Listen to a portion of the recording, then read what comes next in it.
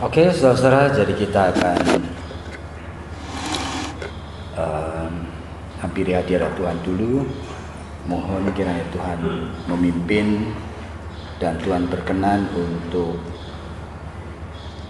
ibadat pada pagi hari ini. Tuhan, Engkau maha baik, dan kami berkumpul di tempat ini secara khusus. Kami ingin mempersembahkan akan ibadat ini dan rangkaian dari kegiatan kami kepada Tuhan. Kami ingin melalui ini kami boleh memanifestasikan apa yang seharusnya kami manifestasikan sebagai anak-anak Tuhan. Kami berpikir, tapi bukan dengan pemikiran kami sendiri, di mana kami berbicara, berinteraksi dengan diri sendiri. Tetapi kami berpikir mencoba memasuki pikiran Tuhan. Kami mencoba untuk masuk di dalam hadirat Tuhan. Yang kami tahu kami tidak bisa rekayasa, kami tidak bisa buat-buat. Tetapi Tuhan, kami percaya bahwa Tuhan itu sudah memberikan hak istimewa kepada kami, sehingga kami boleh ada di dalam hadirat Tuhan. Dan Tuhan, kami tidak melihat dengan mata jasmani kami akan kehadiran, tetapi kami percaya dan kami mengimani akan janji-Mu, di mana ada 2 atau 3 orang berhimpun di dalam nama-Mu, dan Engkau bersedia berada di sana. Tuhan, kami tidak mempunyai kelengkapan untuk bisa merasakan bahkan kehadiran-Mu. Kami mencoba dan kami berupaya melalui sarana-sarana yang memang Kau sediakan, melalui puji-pujian, melalui perenungan firman Tuhan, melalui doa. Dan kami percaya Tuhan bahwa anugerah itu sudah diberikan dan kami boleh mengalami apa itu artinya berada di hadirat Tuhan. Tuhan, sekarang kami secara khusus ingin memikirkan mengenai satu aspek yang kami percayai yang Kau kehendaki, yaitu melayani, saling melayani, serving others. Tuhan, tolong supaya kami boleh memikirkannya di dalam kekayaan kebenaran firman. Dengarkan doa kami, Bapa. Oleh karena hanya di dalam nama-Mu Tuhan Yesus Kristus yang kami kasihi, dalam nama yang kudus itulah kami sudah berdoa. Amin.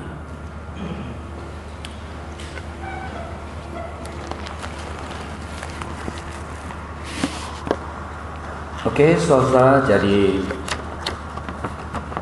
tahun yang lalu saya rasa acaranya sama, cuma saya tidak ingat lagi saya ngomong apa tahun yang lalu.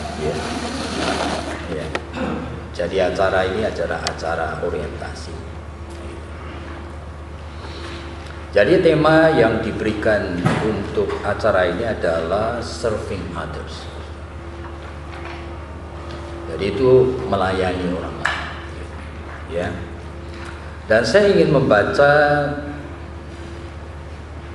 2 bagian dari Alkitab. Saudara, yang pertama itu saya ingin membaca dari Ibrani pasalnya yang ke-6.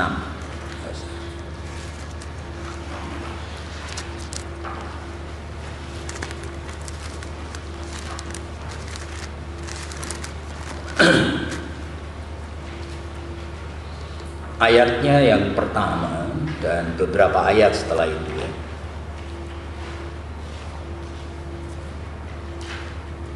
Sebab itu marilah kita tinggalkan asas-asas pertama dari ajaran tentang Kristus dan beralih kepada perkembangannya yang penuh. Dan janganlah kita meletakkan lagi dasar pertobatan dari perbuatan-perbuatan yang sia-sia dan dasar kepercayaan kepada Allah, yaitu ajaran tentang pelbagai pembaptisan, penumpangan tangan, kebangkitan orang mati, dan hukuman kekal. Dan itulah yang akan kita perbuat jika Allah mengizinkannya. Sebab mereka yang pernah diterangi hatinya, yang pernah mengecap karunia surgawi, dan yang pernah mendapat bagian dalam Roh Kudus, dan yang mengecap firman yang baik dari Allah, dan karunia-karunia dunia yang akan datang, namun yang murtad lagi tidak mungkin dibaharui sekali lagi sedemikian jika mereka bertobat.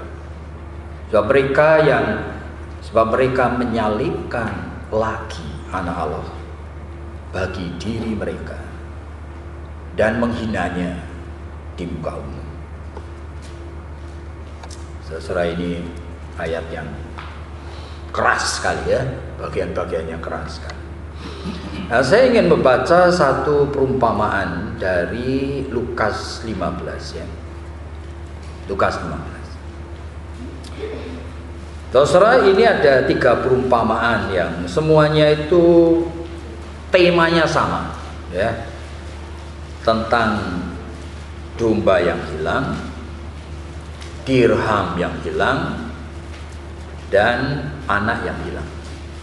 Saudara, nah, saya membaca mengenai anak yang hilang. Saudara, lihat di sana ayatnya yang ke-11 ya. Yesus berkata, ada seorang yang mempunyai 2 orang anak laki-laki. Nah, kata yang bungsu kepada ayahnya, "Bapak, berikanlah kepadaku bagian harta milik kami, milik kita, yang menjadi hakku." Lalu ayahnya membagi-bagi harta kekayaan itu di antara mereka. Beberapa hari kemudian, anak bungsu itu menjual seluruh bagiannya itu, lalu pergi ke negeri yang jauh, dan di sana ia memboroskan harta miliknya itu dengan hidup berfoya-foya. Nah, setelah dihabiskannya semuanya, timbullah bencana kelaparan. Lalu ia pergi dan bekerja kepada seorang majikan di negeri itu. Nah, orang itu menyuruhnya ke ladang untuk menjaga babinya. Lalu ia ingin mengisi perutnya dengan ampas yang menjadi makanan babi itu, tetapi tidak seorang pun yang memberikannya kepadanya. Lalu ia menyadari keadaannya. Katanya, "Aduh, betapa banyaknya orang upahan bapakku yang berlimpah-limpah makanan, tetapi aku di sini mati kelaparan. Aku akan bangkit, pergi kepada bapakku dan berkata kepadanya, Bapa, aku telah berdosa terhadap surga dan terhadap Bapa. Aku tidak layak lagi disebut anak Bapa. Jadikan aku sebagai salah seorang upahan Bapa." Maka bangkitlah ia dan pergi kepada bapaknya. Dan ketika ia masih jauh, ayahnya, yaitu bapaknya itu telah melihatnya. Lalu tergeraklah hatinya oleh belas kasihan. Ayahnya itu berlari mendapatkan dia, lalu merangkul dan mencium dia. Nah, kata anak itu kepadanya, "Bapa, aku telah berdosa terhadap surga, terhadap Bapa. Aku tidak layak lagi disebut anak Bapa. Tetapi ayah itu berkata kepada hamba-hambanya, ayo lekaslah, bawa kemari jubah yang terbaik, pakaikanlah itu kepadanya, kenakanlah cincin pada jarinya, sepatu pada kakinya. Ambillah anak lembu yang tambun itu, sembelihlah dia dan marilah kita makan dan bersukacita, sebab anakku ini telah mati dan menjadi hidup kembali. Ia telah hilang dan didapat kembali. Maka mulailah mereka itu bersukacita. Tetapi anaknya yang sulung berada di ladang, dan ketika ia pulang dan dekat ke rumah, ia mendengar bunyi seruling dan nyanyian tari-tarian. Lalu ia memanggil salah seorang hamba dan bertanya kepada, apa artinya semuanya ini? Jawab hamba itu, adikmu telah kembali dan ayahmu telah menyembelih anak lembu tambun, karena ia mendapatkan kembali dengan sehat. Maka marahlah anak sulung itu, dan ia tidak mau masuk. Lalu ayahnya keluar dan berbicara dengan dia. Tapi ia menjawab kepada ayahnya, katanya, telah bertahun-tahun aku melayani Bapa, dan belum pernah aku mendengar perintah Bapa. Belum pernah aku melanggar perintah Bapa. Tetapi kepadaku belum pernah Bapa memberikan seekor anak lembu, anak kambing untuk bersukacita dengan sahabat-sahabatku. Tapi baru saja datang anak Bapa yang telah memboroskan harta kekayaan Bapa bersama-sama dengan pelacur-pelacur. Maka Bapa menyembelih anak lembu tambun itu untuk dia. Kata ayahnya, anakku, engkau selalu bersama-sama dengan aku. Segala kepunyaanku adalah kepunyaanmu.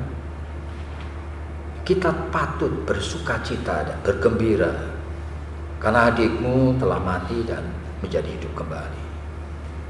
Ia telah hilang dan didapat kembali. Saudara, serving others, ya. Saudara tahu maksudnya kan? Saya rasa semua orang tahu bahwa ini hal yang baik, ya. Semua agama mengajarkan serving others. Kamu ya melayani orang lain, berbuat baik sama orang lain. Bahkan orang ateis pun sangat mengutamakan ini. Nah, sehingga ketika saya mulai pikir lagi ya mengenai tema ini, saya berpikir lalu keunikan Kristen itu apa? Ngapain kok orientasi ini kok temanya serving others?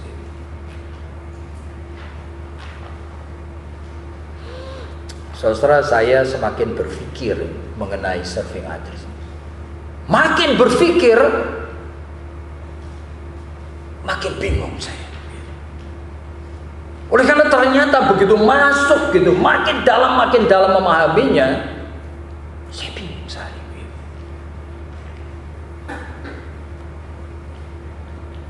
Nah, saudara, ini bagian daripada orientasi kan.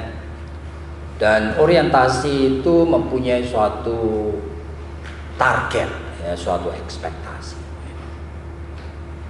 Dan saya percaya sekali ekspektasinya itu adalah yang pertama itu supaya saudara-saudara khususnya yang baru, ya,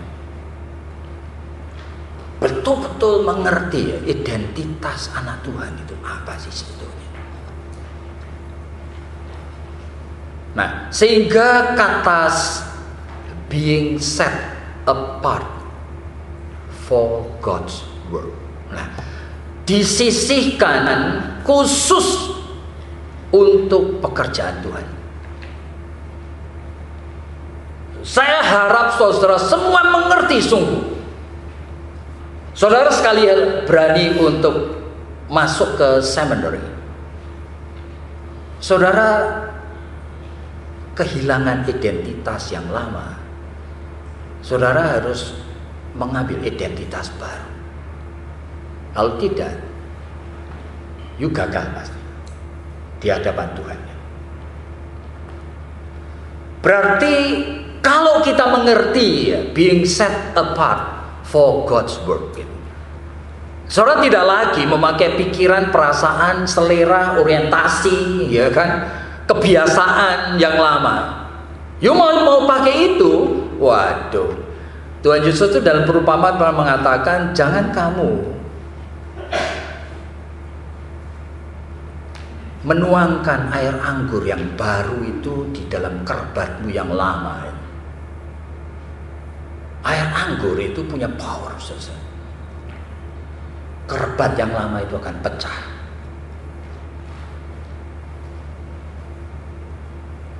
Jangan sekali-kali kamu itu cuma menambalkan satu potong kain yang baru oleh karena kamu sadar, waduh, kainku, pakaianku itu lapuk begini, ada lubangnya, sudah robek. Begitu yang baru kamu tempelkan kepada yang lama, yang baru itu akan punya kekuatan, akan mencabik yang lama ini. Sehingga yang lama yang tadi lubangnya kecil itu akan menjadi gede lubangnya. Hukumnya itu seperti itu. Jadi saudara-saudara tidak bisa lagi memakai identitas yang lama.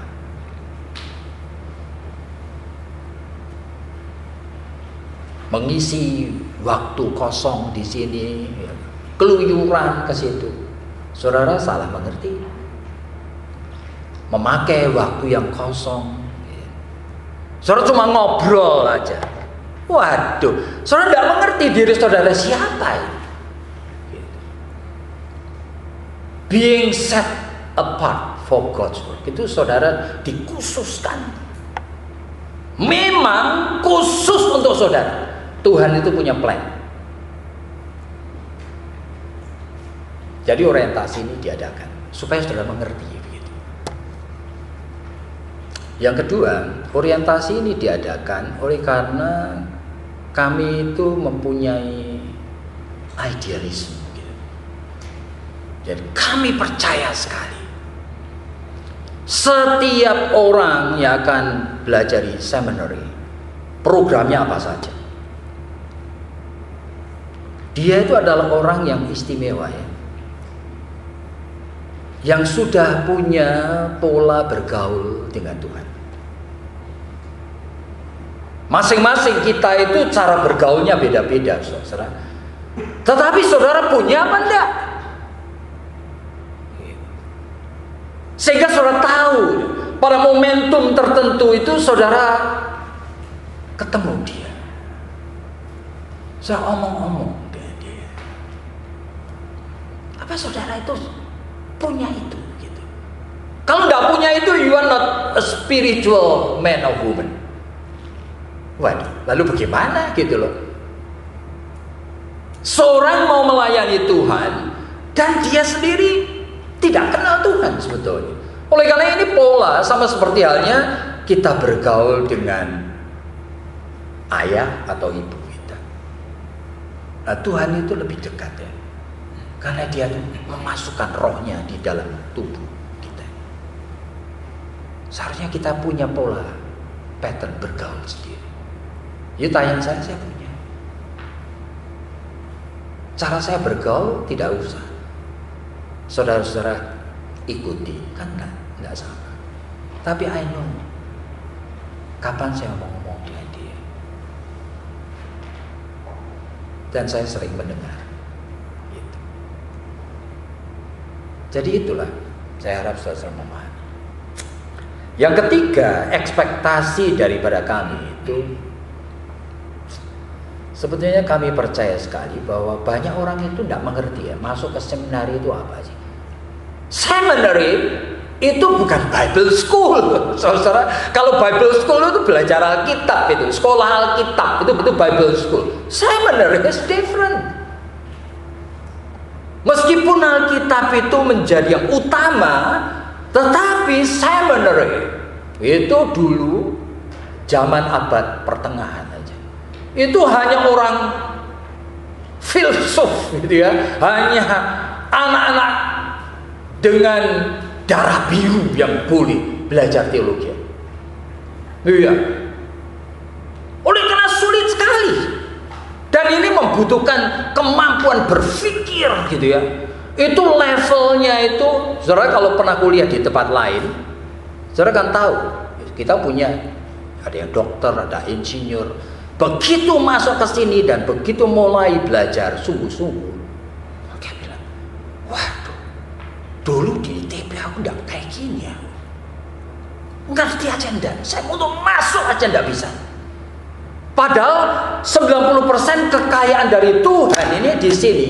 Ini hanya bisa saudara fahami jikalau pikiran saudara itu minimal itu analytical. Ini masalah akademik.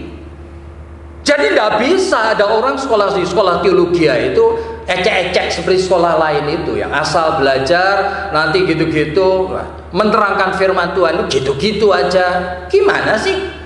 90% kekayaan firman Tuhan. Saya kalau dengar itu di gereja-gereja tertentu ya, nggak pernah menjelaskan firman Tuhan. Apa itu? Jadi di seminary itu, ini bukan Bible School.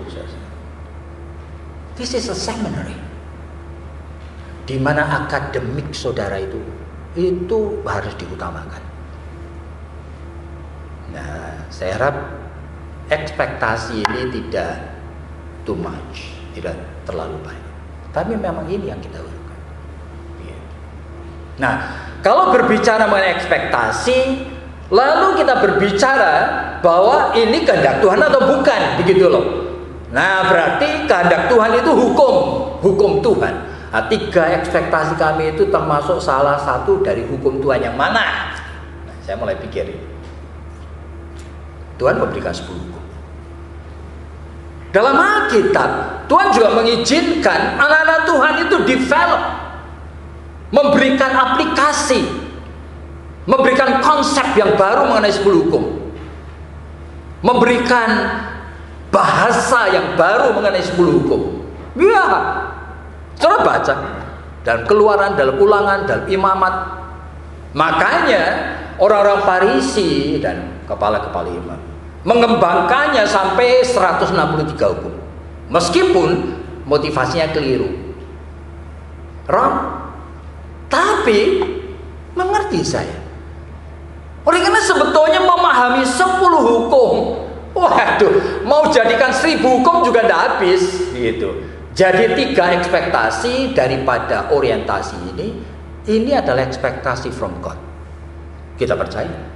Makanya kita tuntut. Kalau itu ekspektasi dari kami berdosa dong. This is expectation from God. Bagian dari hukum Allah. Nah, bicara mengenai hukum Allah,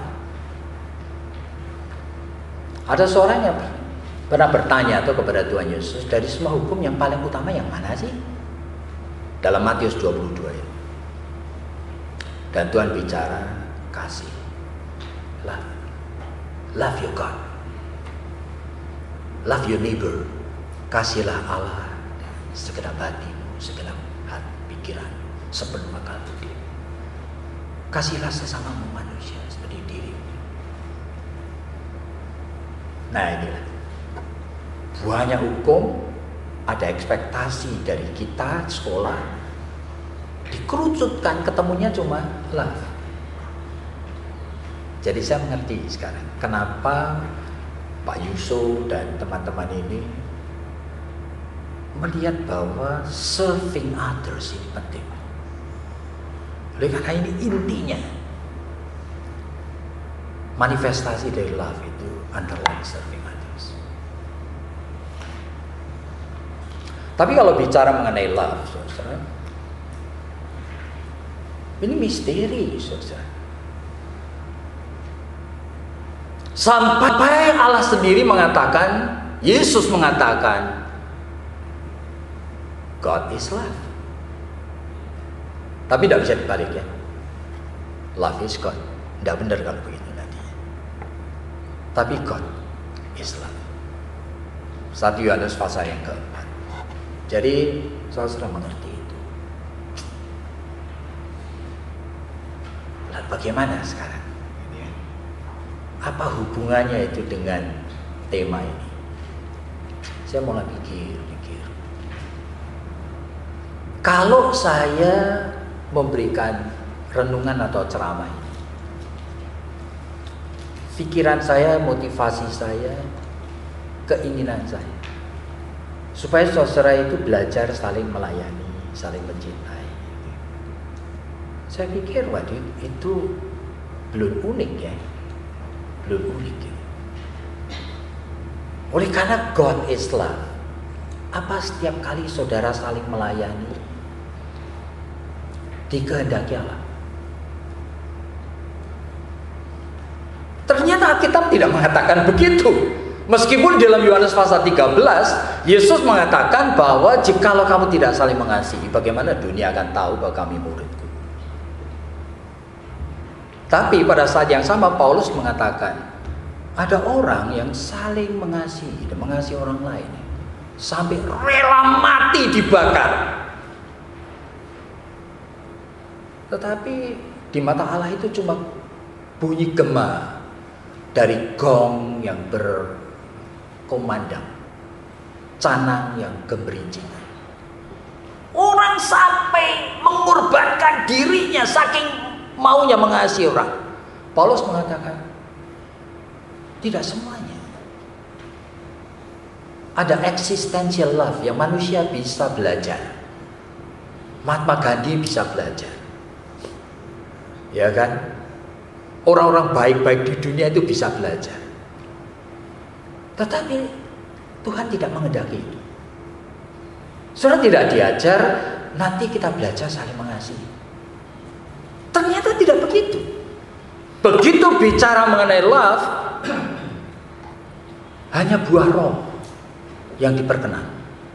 Galatia 5 ayat 22, maka buah roh itu adalah kasih. Dan selanjutnya, only fruit of spirit.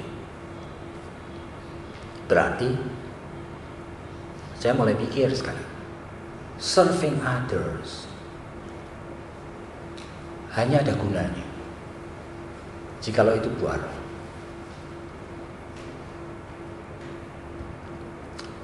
Tapi saya buka-buka Alkitab sejak kemarin. Siapa yang bisa punya buah roh sampai you bisa serving others itu diperkenan Tuhan? Orang yang lahir baru, orang yang spiritual itu mature, gitu ya. Tapi saya mikir lagi, setelah saya tekankan orang yang lahir baru, orang yang secara rohani mature, ada gunanya enggak? Saya mengajarkan prinsip toh. Saya buka-buka Alkitab lagi. Waduh, saya ini tidak fair. Gitu. Ternyata prinsip itu tidak cukup, saudara. Oleh karena sebagian besar orang yang mengklaim dirinya lahir baru, mengklaim dirinya diselamatkan, mengklaim dirinya sudah dipilih, mengklaim dirinya itu mencintai Tuhan, belum tentu diselamatkan, belum tentu mencintai Tuhan, belum tentu terpilih. Nah, ini menjadi masalahnya. So we have to know ourselves sekarang. Nah, makanya tema ini saya tambahin, serving others for the already or the not yet. Nah, itu serving others untuk yang sudah diselamatkan dan yang belum. Saudara mesti tahu bedanya. Masa saya cuma ngomong yang penting diselamatkan, Kamu kan kenal Kristus. Banyak orang mengklaim dirinya kenal Kristus, mengaku dari mulut, mengaku dengan hati, pikiran, belum tentu diselamatkan. Nah ini, saya melihat itu lebih dari 10 bagian dari Alkitab. Menakutkan sekali. Yaitu keterhilangan yang tidak disadari.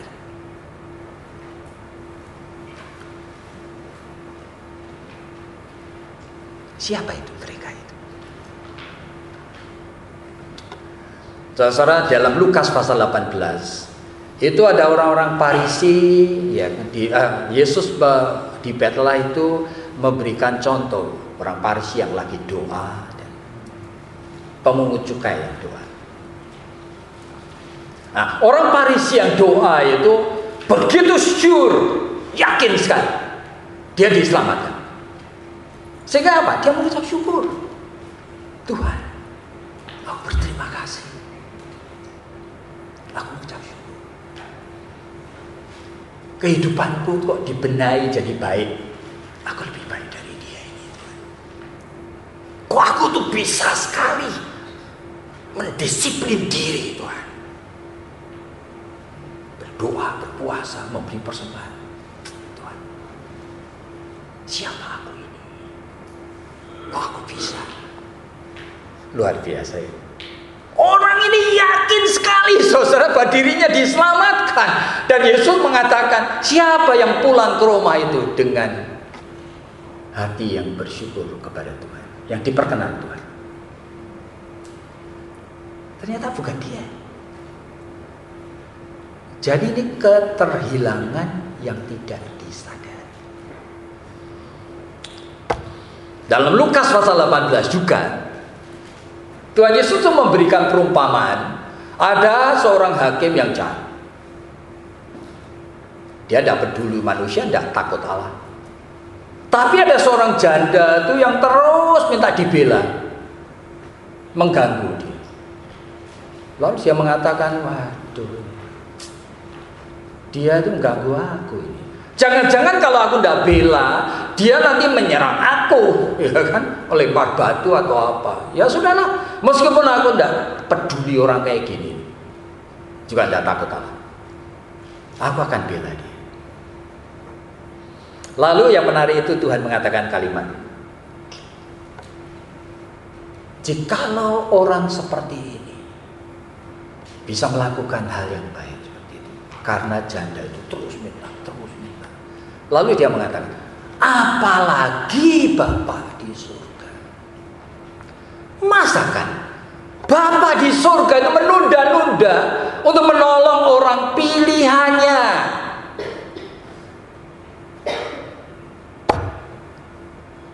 Tapi tidak titik lalu selesai ceritanya. Yesus kemudian ngomong apa? Tetapi jikalau anak manusia datang kelak, apakah dia menemukan iman di bumi?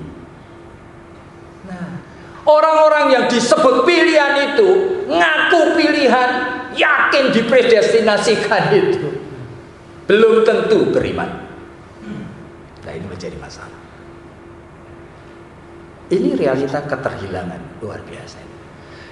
Jadi masalah struggle yang sesungguhnya itu sebetulnya itu bukan problem, ya, phenomenological problem. Misalnya saudara struggle, bagaimana mengerti antara predestinasi dan free will? Ya, itu kognitif saja.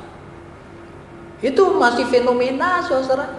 Tapi ini problem nomenological, artinya hakiki, pergumulan rohani sekarang. Apa saudara betul-betul itu sudah diselamatkan atau belum?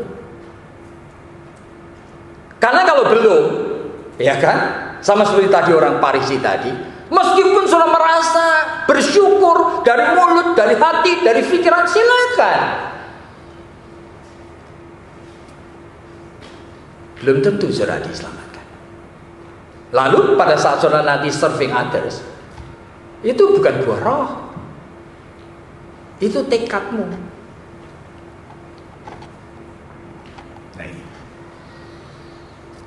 Saudara, dalam Matius pasal 7 Sampai ada orang-orang yang heran, Tuhan,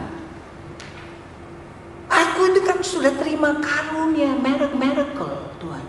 Aku sudah menyembuhkan, mengusir setan demi namamu. Aku menyembuhkan orang demi namamu.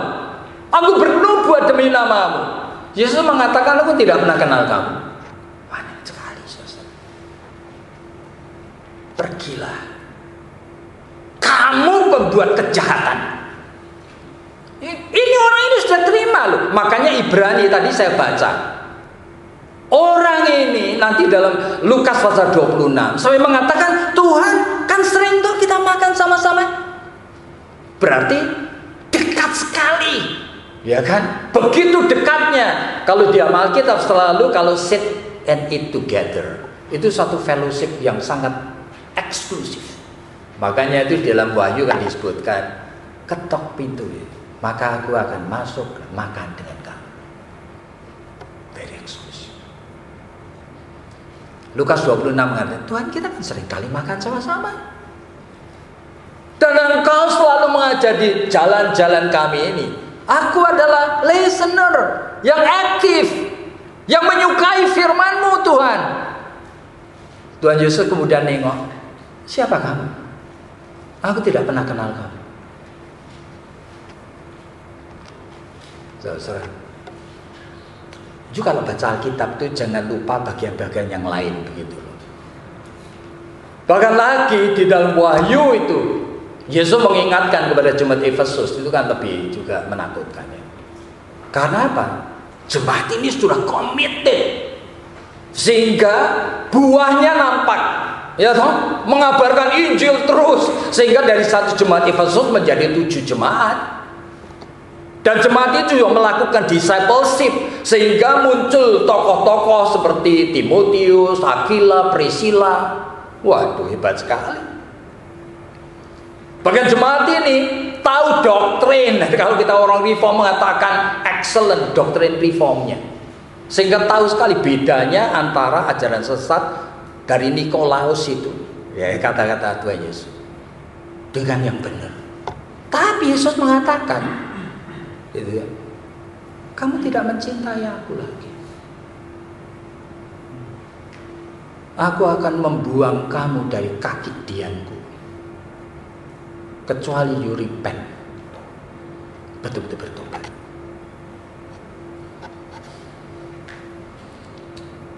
Saudara, dalam Lukas pasal yang ke-10 itu ada cerita menarik, yaitu cerita mengenai siapa sih sesama manusia, gitu ya. Lalu orang ditanya, Tuhan siapa sih sesama manusia? Lalu Yesus mengatakan, oh ada orang yang turun dari Yerusalem ke Yeriko. Wah, ternyata turun gunung-gunung batu dan desert itu. Dirampok dia. Bukan cuma diambil semuanya, dia itu dianiaya sampai terkapar setengah mati. Lalu lewatlah orang Lewi, ya kan? Pasti tujuannya mau pergi ke Yerusalem, ke Bet Allah. Tapi lewat begitu aja. Lalu lewat imam, lewat gitu aja. Lalu Yesus ngomong itu, tapi ada seorang naik keledai. Ya, dia rupanya seorang saudagar. Lagi mau kolakan di Yerusalem, ke Yerusalem mau bawa barang-barang dijual di sono gitu. Waduh, melihat ada orang seperti itu, langsung dia turun dari keledainya. Dia kemudian tuh menolong orang ini. Dia membersihkan luka-lukanya, meminyaki, memberikan anggur. Itu yang paling berharga bagi dia itu. Semuanya dikasihkan dia. Lalu menggotong dia pergi terus, tahu pikir-pikir di mana ya ada rumah penginapan jauh. Mungkin sudah dekat Yerusalem. Jauh sekali. Lalu ngomong dengan rumah penginapan itu, ini aku titip 2 dinar. Yaitu 1 dinar itu bisa mencukupi 1 keluarga 1 hari. upah buruh. Aku kasih 2 dinar. Tolong rawat dia. Nah, nanti kalau aku kembali lagi dari kota ini, nanti aku tanya, kurangnya berapa? Nanti aku bayar lagi. Cara saya baca bagian ini juga saya tengah-tengah gitu ya. Pikir. Saya heran. Kenapa? Oleh karena orang Samaria, itu ya, saudara kan tidak pernah mendengar. Ini dalam 2 Raja-Raja pasal 17 itu 10 suku itu dibawa ke Asiria, dipaksa kawin campur dengan orang Asiria. Sekarang hasilnya orang Samaria, orang campuran, dianggap tidak lagi orang Yahudi. Lalu mereka dihina-hina, dianggap ini. Tapi orang Yahudi mengakui sebetulnya bahwa mereka bukan Gentiles. Mereka itu bukan orang kafir. Nah, saudara hati-hati di sini ya. Orang Samaria they are not Gentiles. Karena mereka percaya akan hukum Musa. Mereka menantikan Mesias. Ya, meskipun sekali 2 kali ada cerita dalam sejarah, orang Samaria ini saking marahnya dengan orang Yahudi sampai membawa tulang-tulang manusia itu diserak-serakan di Betalah, ngajak perang ini. Iya. Dan orang Samaria pernah ada masa membuat bukit Gerizim, tempat mereka beribadah kepada Allah Yahweh, dipakai untuk menyembah Zeus. Jadi memang ada bukti-bukti kurang baik gitu. Tapi orang Samaria bukan Gentiles. Nah, apa artinya ini? Dalam 2 Timotius pasal yang kedua, itu Paulus pernah mengatakan kalimat seperti ini. Dalam rumah Allah yang besar, ya, megale di oikia. Oikia itu oikos itu rumah, megale itu big, ya kan? Di dalam rumah Allah yang besar ada macam-macam bejana, ya, ada bejana tanah liat, ada bejana dari kayu, tapi ada bejana juga dari perak, dari emas, dari tembaga. Lalu dia cuma memberikan sesuatu contoh aja. You mau dipakai untuk pekerjaan yang mulia, you mesti menyucikan diri dong. Tapi tidak lalu kamu menyucikan diri yang batu jadi emas. Enggak, batu ya batu gitu loh. Tapi you clean yourself, siap untuk dipakai. Sama seperti orang Samaria. Mungkin itu di mata Israel dia bejana, tapi tetap sudah dikhususkan Tuhan di situ. Ya. Dan dia menyucikan dirinya. Makanya Lukas 7 mengatakan, hati-hati ya. Nanti orang berdosa, pemungut cukai, pelacur mendahului kamu masuk surga. Ini mengerti kata-kata Tuhan. You mesti waspada. Gitu. Jangan kamu pikir oleh karena itu aku tuh teologi yang baik, aku punya keyakinan iman yang baik, aku punya pelayanan yang baik. Wah, ternyata tidak begitu. Tuhan itu melihat sebetulnya apa yang di dalam hati kita. Apa kita ini orang yang already atau kita orang yang not yet? Nah, kalau not yet, yang belum, berbahaya sekali. Makanya tadi saya membaca satu bagian dari Lukas 15 ya. Mari lihat lagi ya.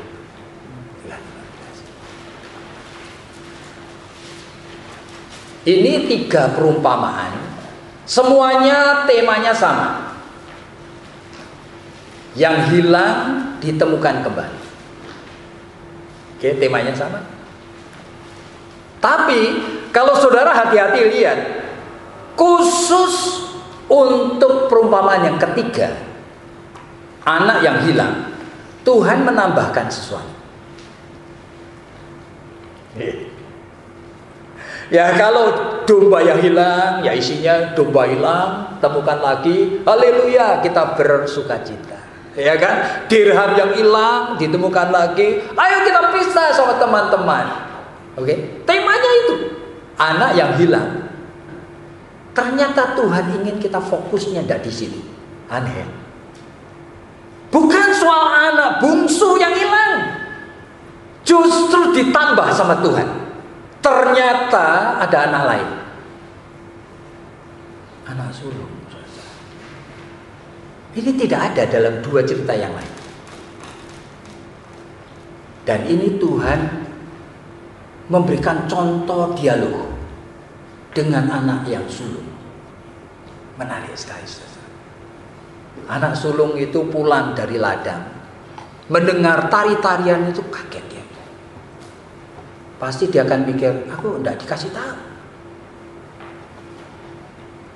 Tanya hambanya, oh itu adikmu baru pulang sehat, makanya bapakmu senang sekali disembelihkan anak lembu yang tampil. Marahlah dia. Bapaknya sampai nyusul keluar dan tanya. Lalu dia ngomong, berarti dari dulu aku selalu kerja untuk Bapak. Tidak pernah Bapak memberikan satu kali saja, tidak pernah. Supaya aku bisa bersuka cita dengan teman-teman. Not even once you give it to me. Tapi adikku itu yang brengsek gitu. Perlakukan seperti itu. Kalau Tuhan ngomong sebagai ayah,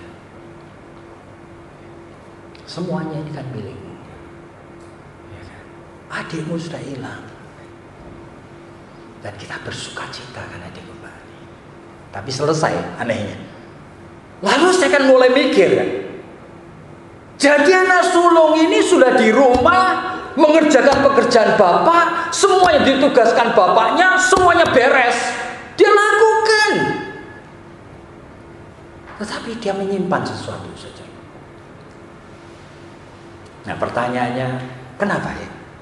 Orang itu bisa menjadi orang percaya yang not yet being saved. Saudara kalau tidak memahami ini nanti semua ajaran-ajaran Kristen yang lain, saudara selalu pikir, ya pokoknya ajaran Tuhan saya harus melayani orang lain, ya saya akan lakukan. Oh, you mau melayani sampai mati pun kalau you tidak lahir baru, itu bukan buah roh. Lalu bagaimana kalau kita itu not yet being saved? Nah sama seperti anak sulung ini. Kenapa? Anak sulung ini kenapa? Menjadi anak yang terhilang justru. Tapi tidak sadar dia. Yang pertama, saya perhatiin ya, anak sulung ini sama seperti sebagian besar kita, diam-diam berkanjang dalam dosa. Tapi dosa yang kita anggap enteng, saudara. Ya. Ada banyak di antara saudara itu pikir, ya saya kadang-kadang suka masturbasi. Hah? Dan you anggap oke, silahkan. Dan orang-orang di sini yang masturbate ini juga gelisah, juga doa. Tapi gelisah dan doanya cuma setengah. Nah, sudah hati-hati di sini. Apa saudara gelisah? Ya. Apa doa? Ya. Tapi ini sudah mencipta simbios mutualisme. Apa itu simbios mutualisme? Antara dosa dan kerohanian setengah-setengah. Ini sekarang saling menguntungkan. Saya sudah doa, saya gelisah. Berkanjang dosa seperti ini mematikan. Sampai Billy Graham mengatakan 7 deadly sin, 7 dosa yang mematikan. Itu orang tidak sadar. dosa males, slot, ya kan? Dosa tamat, iya. Termasuk juga dosa perzinahan yang tidak nampak. It's only in my mind. Itu pun jarang. Kan normal, I'm just human. Aku manusia biasa. Aku kan bukan malaikat. Silakan. You berkanjanglah dalam sana. Sampai mati nanti, you are not yet being saved. Meskipun kamu mengklaim saya anak Tuhan, silakan. Oleh karena realitanya, ini Alkitab ngomongnya begini. Kenapa? You are not serious. Ya, ada gelisah. Doa ya doa gitu tok, saudara. You are not serious. Nah, ini menjadi suatu masalah. Saudara, dalam Lukas 17 itu pada suatu hari Yesus itu sampai memberi contoh seperti ini. Kalau ada orang bersalah kepadamu, kamu mesti maafkan, ampuni. Kalau dia bersalah kepadamu sehari 3 kali, sehari baru bersalah, say sorry, pergi lagi bersalah lagi, say sorry, pergi lagi bersalah lagi sama kamu, say sorry, kamu tetap ampuni. Bahkan jikalau itu terjadi 7 kali dalam sehari. Dalam bagian yang lain di-exaggerated 70 kali 7. You have to forgive them. Lalu murid-murid mikir, Tuhan, mana mungkin ini orang itu orang gendeng kali.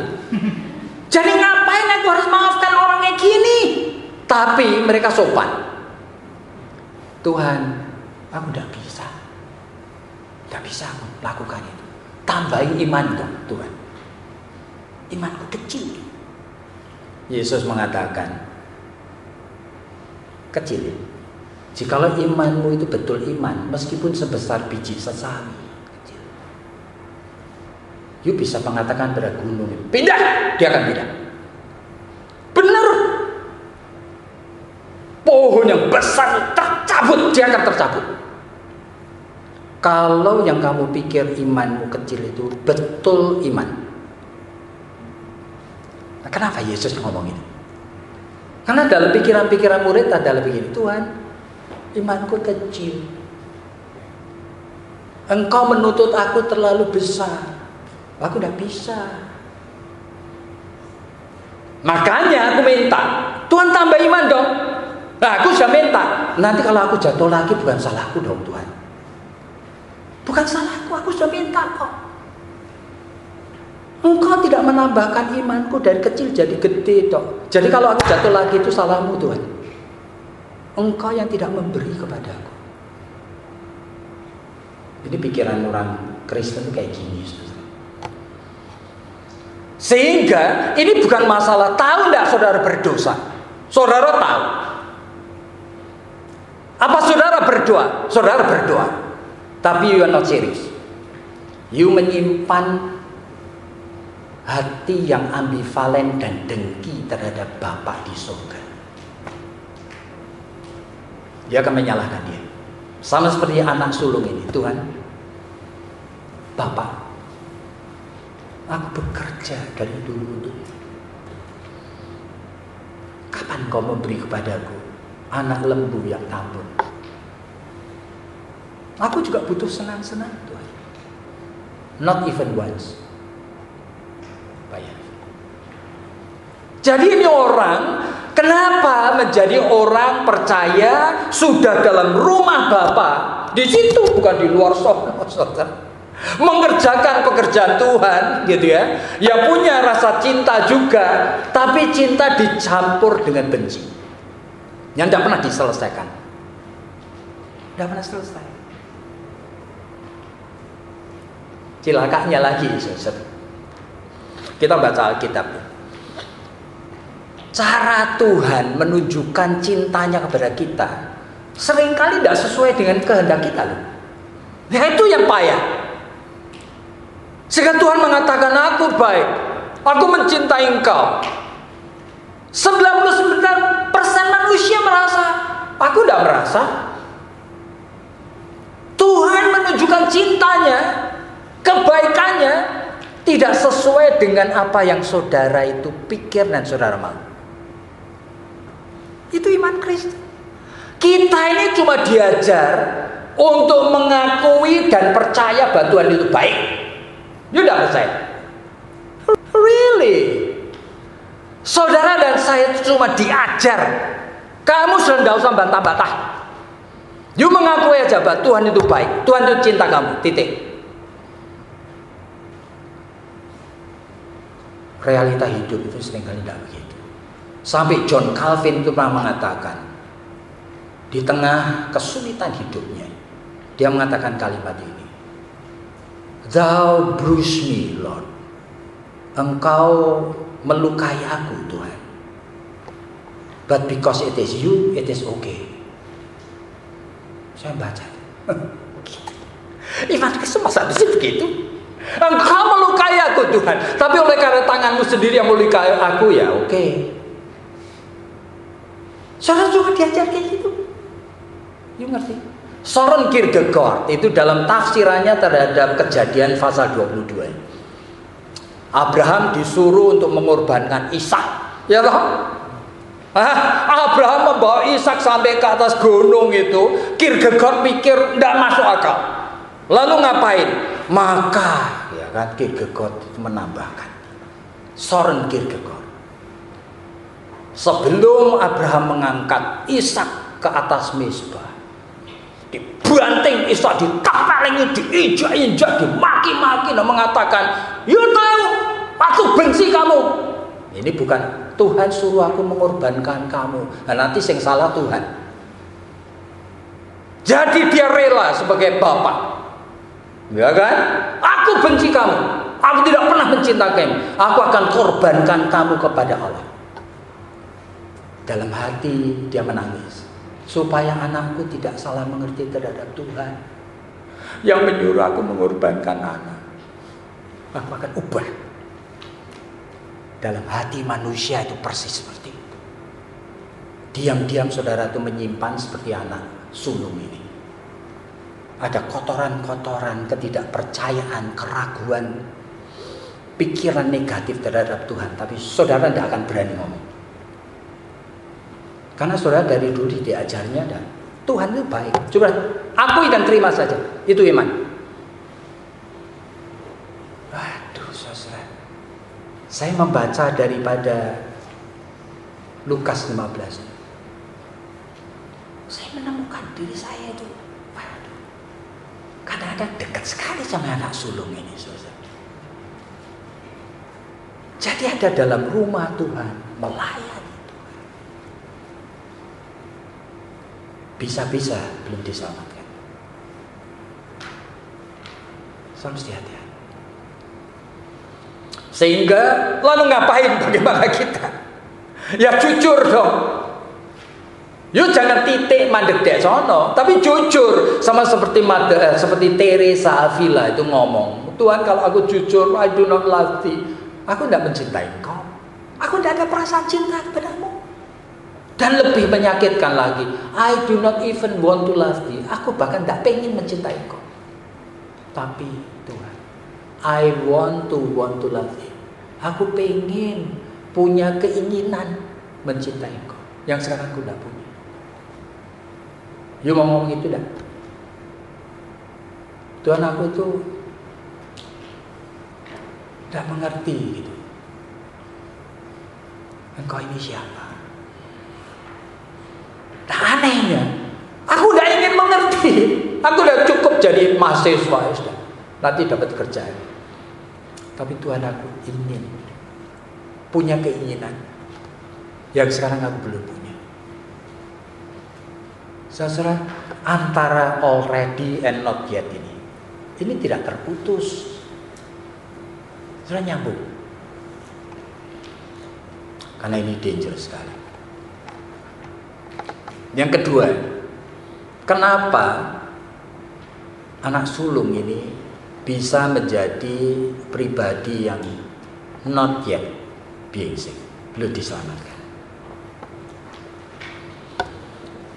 Karena dia menyimpan salah mengerti terhadap Tuhan. dan dia menemukan buktinya. Nah, ini menjadi masalah ya. Jadi saya menyimpan salah mengerti terhadap God, and I discover the proof. Aku merasa melayani Tuhan ini capek, melayani kerja sama bapakku ini dan tidak fun. Tapi aku lakukan terus, gitu lah. Dan aku menemukan sekarang, engkau betul-betul pilih kasih.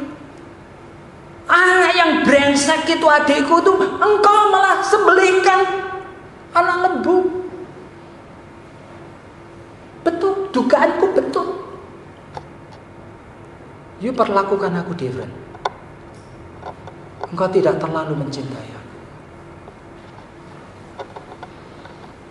Saya jumpai beberapa banyak sekali anak Tuhan itu diam-diam tuh menyimpan seperti ini. Kalau engkau mencintai aku, kenapa engkau mengizinkan aku mengalami yang jahat-jahat ini?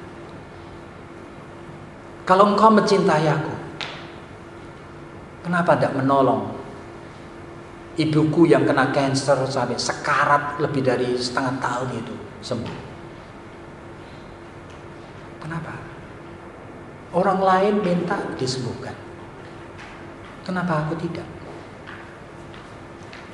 Engkau itu memperlakukan aku kurang baik. Hati-hati. Ini tuh ada, saudara mesti harus waspada dengan sungguh ya. Dalam jiwa manusia itu tersimpan kayak gini.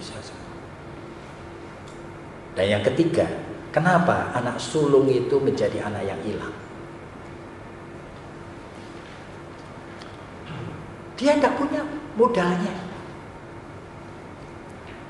Anak yang bungsu itu, dia punya pengalaman itu sampai ngapain habis-habisan, sampai rock bottom ini, entek, sampai putus asa, sampai betul-betul ngerti bahwa bapakku itu dulu baik banget sama aku. Aku kok sampai kayak, tapi anak sulung tidak punya pengalaman.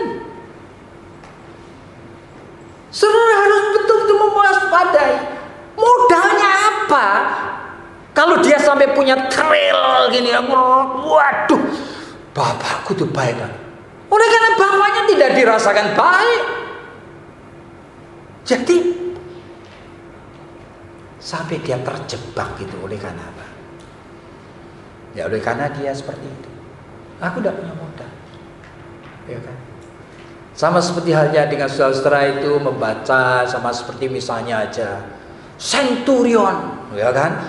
Pembantunya sakit, Tuhan sembuhkan. Sampai Yesus mengatakan, tidak ada orang Israel lebih beriman dari ini.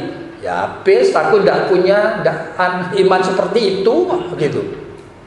Gampang aja Yesus mengatakan itu, gitu lah. Ya toh?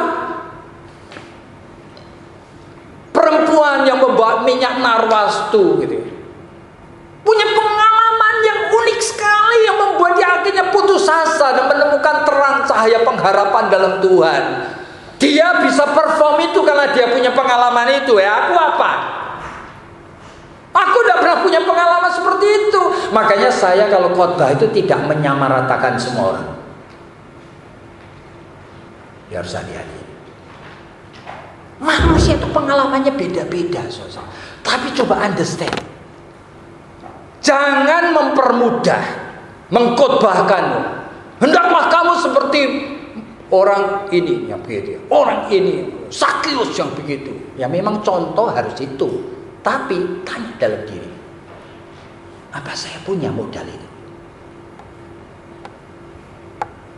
Sampai aku merasa Yesus itu berharga sekali. Aku punya modal enggak?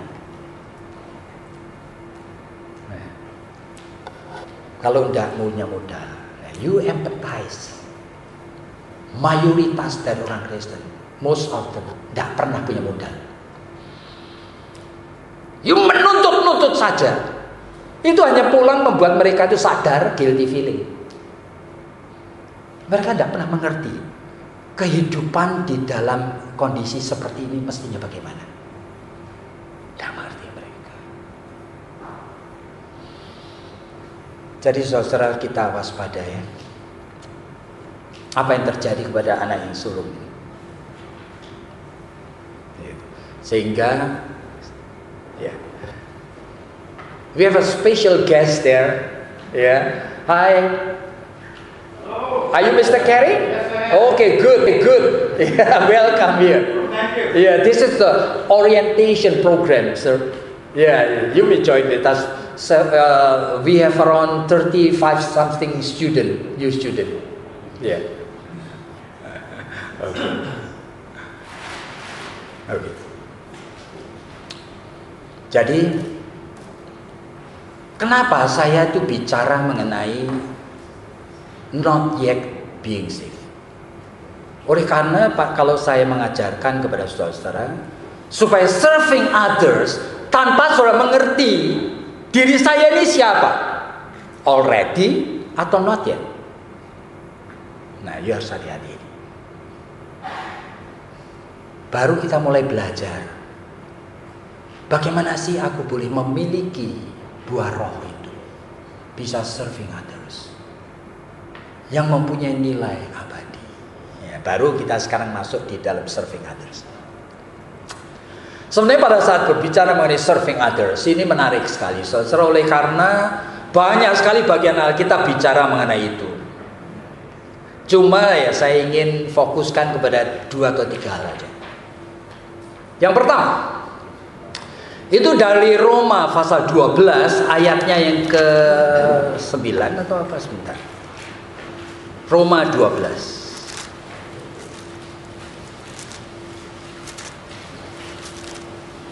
Ya, 9. Ya, Roma 12 ayat yang ke-9. Paulus mengatakan, hendaklah kasih itu jangan pura-pura. Kasih itu jangan pura-pura. Lah, sederhana toh. Tapi kalau saudara itu termasuk orang yang already being saved, saudara itu ngerti dan saudara mempunyai dorongan, ya kan? Oleh karena ada campur tangan Roh Kudus di sana. Sehingga saudara tahu, saya mengasihi orang tidak pura-pura dan saya pasti bisa. Oleh karena apa? Roh Kudus itu sudah akan menolong saya. Persoalannya kasih itu jangan pura-pura. Tapi bagi yang not yet, saudara tidak punya modal itu, saudara. Hati-hati. Saudara nanti hanya punya dorongan, kepingin. Kasih itu tidak pura-pura. Ya silakan. Tapi saudara bukan buah roh. Oke. Jadi kasih ini jangan pura-pura. Saya kasih contoh ya. Ada sepasang suami istri, orang tua ini ya, old couples gitu. Mereka anak-anak sudah pergi semua, sudah menikah semua gitu ya.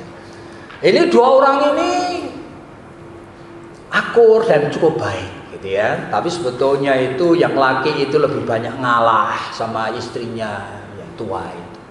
Nah, mereka pada suatu hari jalan-jalan di mall, pergi ke pet shop, ya lihat ada pet shop gitu, wow, jual anjing, jual kucing, jual ular, jual apa gitu. Lalu aneh, gitu. Bagi yang laki-laki ini, waduh ini malah petaka. Oleh karena apa? Istrinya tuh tertarik kepada seekor kucing, padahal suaminya itu alergi kucing gitu. Waduh, dan dia mengatakan, aku akan beli kucing ini. Wah, dilus-lus. Wah, cocok sekali sama aku. Akhirnya ditawar jadi pulang. Tapi suami itu bingung. Waduh, kucing itu terus digendong, diutamakan, tidur juga diajak. Wah, suaminya itu wajib. Udah. Tapi ya begitu sudah. Dia terus dengan kitty cat. Untung pada suatu hari suaminya itu dengar istrinya telepon sama kakak perempuannya gitu ya, yang kebetulan dia akan ulang tahun. Lalu istri itu ternyata setelah telepon sama kakak perempuannya janjian ya kan akan menghadiri ulang tahun kakak perempuan itu. Lalu dia ngomong, "Pak, aku nanti besok pergi ke sana ya, tidak lama kok, 3 hari. Ya, cicikku ini ulang tahun." Ya sudah, tapi ingat ya, kamu jangan sampai lupa kasih makan Kitty Cat. Jangan sampai pintu dibuka, nanti keluar. Agree, deal. Begitu istrinya pergi naik pesawat, pikiran laki-laki itu mulai muncul. Ya. Dia pikir, gampang.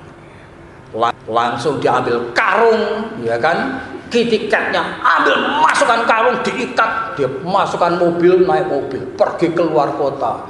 Ya kan, pinggir sungai besar, karungnya diikat batu gede, cemplungkan.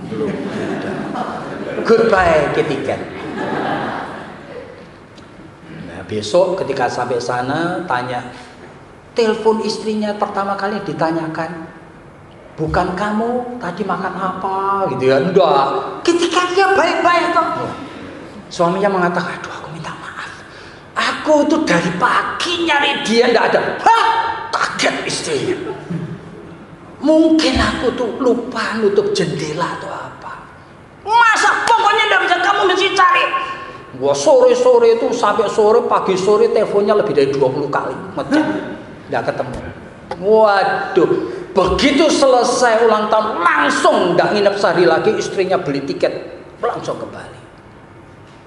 Waduh, marah suaminya. Lalu suaminya ngomong, ya apa?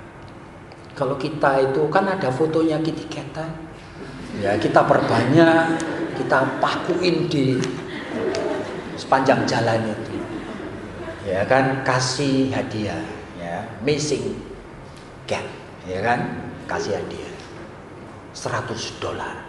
Belinya memang $100. Wah, istrinya senang. Siapa yang menemukan tolong telepon ini. Ternyata sampai 2-3 hari tidak ada yang telepon. Lalu suaminya kasihan istri. Ya apa kalau aku naikin $500? Hah? Istri yang kaget. Are you sure? You berani kasih 500? Ya enggak, demi engkau.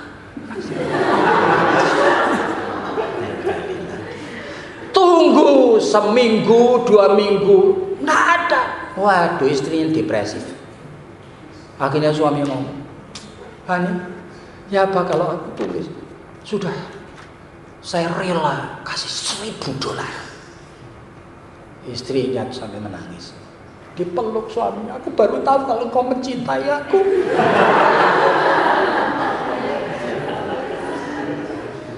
Kasih itu jangan pura-pura.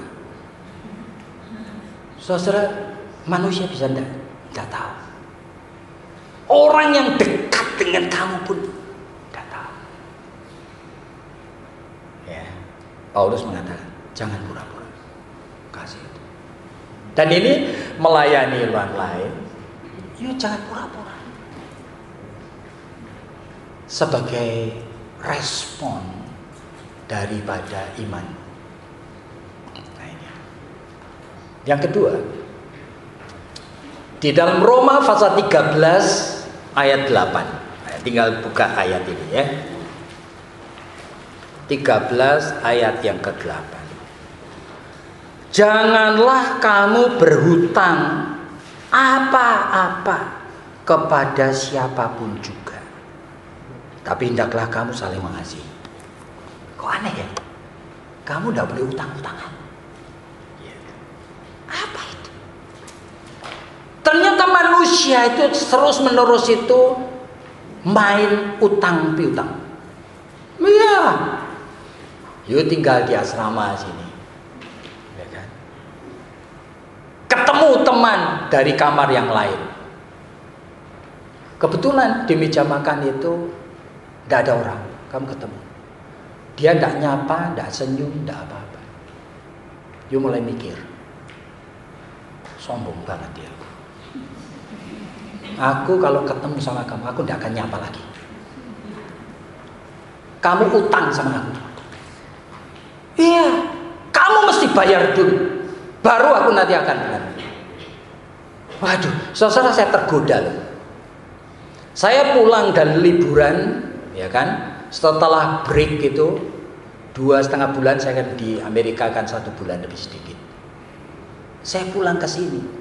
90% mahasiswa ketemu saya itu senyum aja enggak, saudara. Gila. Saya sampai bingung ini. Ini community yang tidak ramah sama sekali. Padahal saya bapakmu rohani. Enggak tanya, Pak, ya Pak, cucu-cucu gimana? Ya, aku akan menunggu itu. Hanya saya tidak bawa oleh-oleh, kalian tidak ramah. Luar biasa, saudara. Saya sampai bingung. Luar biasa, saudara. 90% damai di sini. Dalam hati itu saya tuh nyimpen tadi utang piutang. Ya si Anu. Mulai hari ini aku juga tidak akan ramah sama dia. Luar biasa. Saya siapin ini, saya sedih sendiri. Kenapa jiwa saya begitu?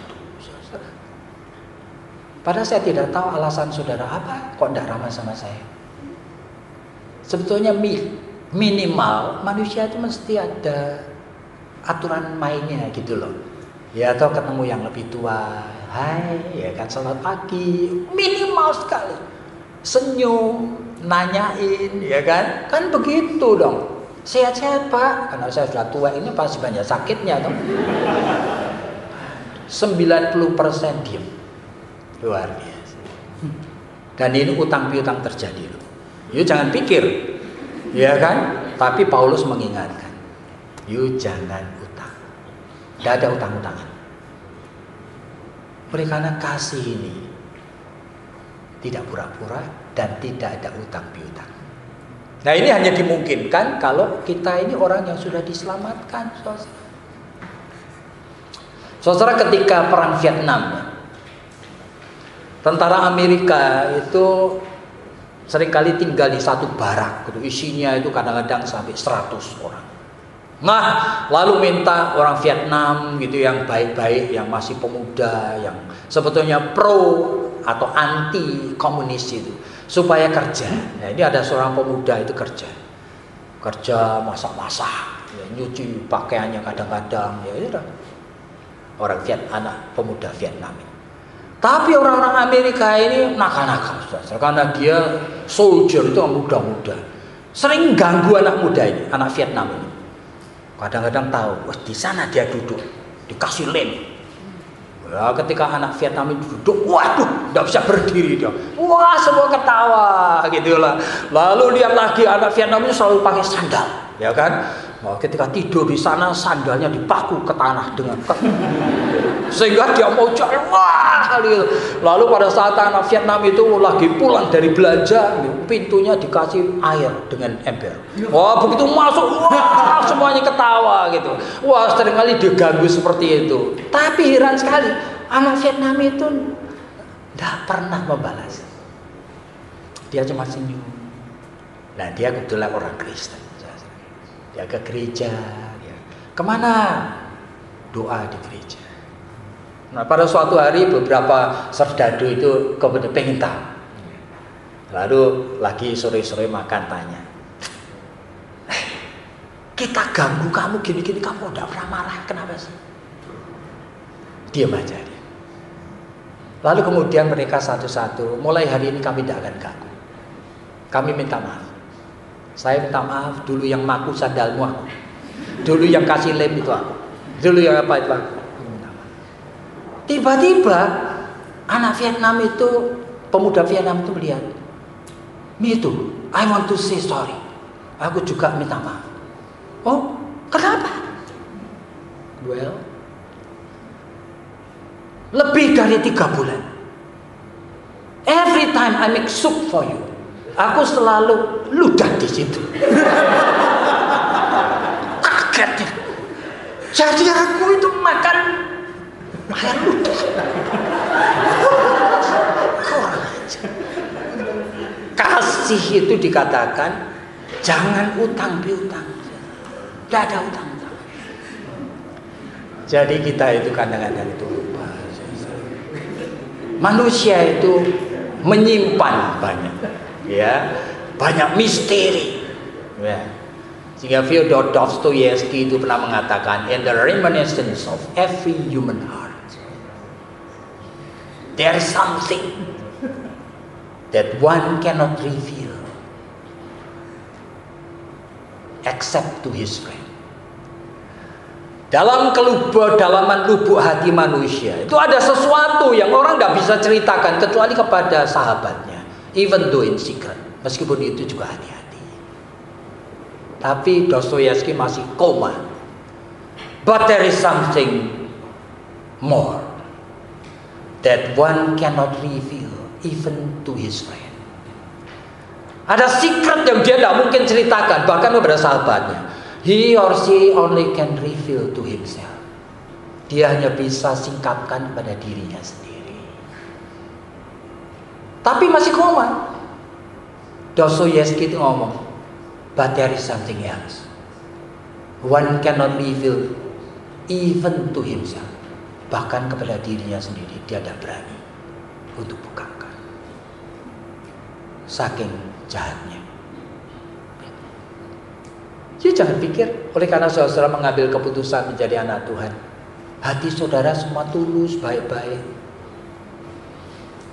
Saudara menyimpan banyak secret. Kasih itu jangan pura-pura.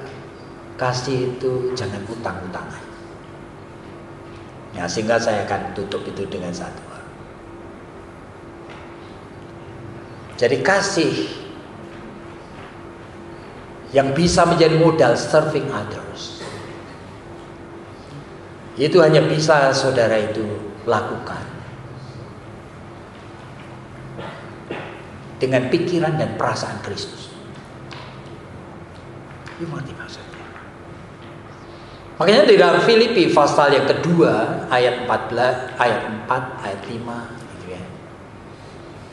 Hendaklah kamu menaruh pikiran dan perasaan Kristus. Meskipun dia Allah, dia rela mengosongkan dirinya menjadi sama dengan kita. Nah, saudara, kenosis itu self-emptying ini. Nah, itu teladan kita itu mengasihi. Artinya apa? Kenapa sih Tuhan kok mengosongkan dirinya? Tujuannya apa? Tujuannya itu tuh crush sinful nature, mematikan natur dosa manusia. Jadi saudara mengasihi, saudara serving others, itu bukan masalah etika. Masalah etika itu masalah courtesy, masalah sopan santun. Saudara, ajaran ini bukan ajaran courtesy. This is ajaran dari Allah. Yuk kasihlah sesama manusia. Bukan sopan santunan. Dengan pikiran dan perasaan Kristus. Karena aku terpanggil untuk menolong temanku ini bisa mematikan dosa di dalam dirinya. Luar biasa. Ajaran Kristen ini ajaib sekali. Jadi panggilan kita untuk serving others itu adalah supaya kita bisa menolong teman mematikan dosa. Ya, kadang-kadang kita harus self-emptying. Sampai Yesus mengatakan, jikalau kamu ditampar pipi kiri, kasih sekali pipi kanan. Kenapa begitu? Yuk nanti ketemu begitu banyak temanmu ini. Kalau tidak sampai dia itu terpuaskan untuk melampiaskan yang tidak baik, dia belum bisa itu mengalami sentuhan ilahi sampai dia itu menyesal dan bertobat. Aneh sekali. You harus mencontoh Kristus dengan pikiran dan perasaan Kristus. Kalau temanmu nampar pipi kiri, kasihkan sekali pipi kanan. Dia akan sadar dan dia mulai belajar mematikan dosa di dalam dirinya. Untuk apa sih kita ini adakan orientasi? Kita bukan latihan jadi orang-orang baik, saudara. Kalau itu merupakan sesuatu ajaran humanisme yang saudara itu cuma dilatih jadi orang baik. Saudara dan saya itu milik Tuhan. Nah, mari kita hidup sebagai anak-anak Tuhan. Dan biarlah orientasi ini membekali kita semua. Nah, supaya kita bisa memberikan yang terbaik untuk Tuhan.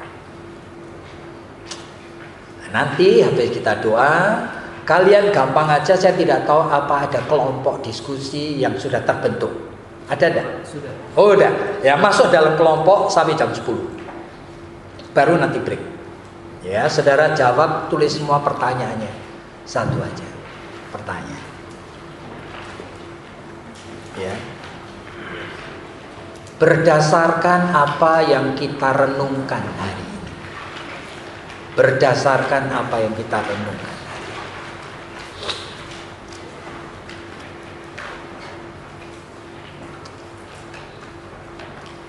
Berdasarkan apa yang kita renungkan hari ini.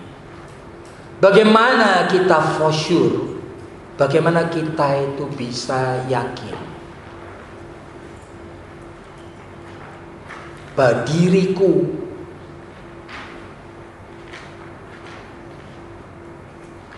tidak termasuk orang-orang Kristen yang belum diselamatkan.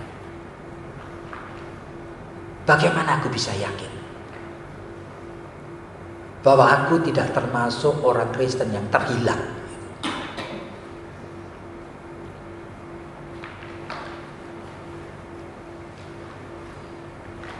Apa yang harus aku perbuat?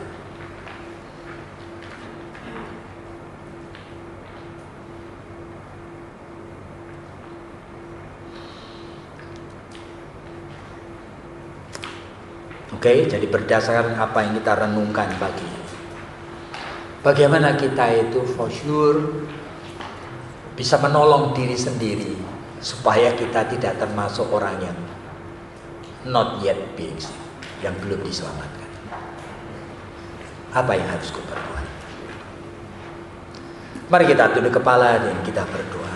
Bapa Surgawi, Engkau sungguh baik. Dan kami merasa bahwa kami betul-betul itu diperlakukan khusus oleh Tuhan. Kami anak-anak-Mu, kami milik-Mu Tuhan. Dan kami ingin mempersembahkan seluruh hidup kami dengan tulus. Dan kami mohon pertolongan Tuhan. Supaya kami betul-betul boleh memasuki proses kehidupan yang makin diperkenan oleh Tuhan. Tolong kami. Jangan biarkan kami. Pimpin juga acara-acara di depan sehingga kami boleh memakai seluruh waktu masa orientasi ini untuk kemuliaan nama-Mu. Dengarkan doa kami. Dalam nama-Mu yang kudus Tuhan Yesus, kami sudah berdoa. Amin.